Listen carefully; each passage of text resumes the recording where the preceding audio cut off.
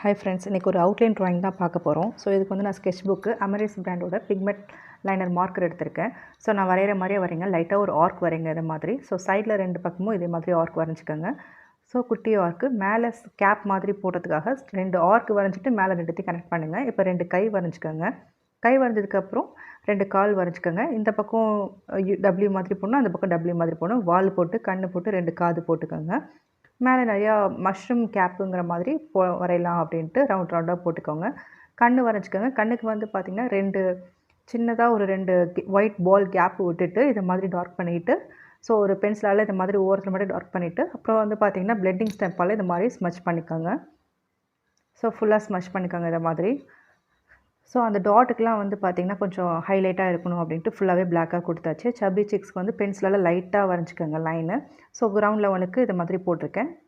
ஒரு வாட்டி வரைஞ்சிட்டு விட்டுறாதீங்க, நிறைய டைம் ப்ராக்டிஸ் பண்ணி பாருங்கள். ப்ராக்டிஸ் பண்ணிட்டு கமெண்ட்டில் ஷேர் பண்ணுங்கள். டாட்டா.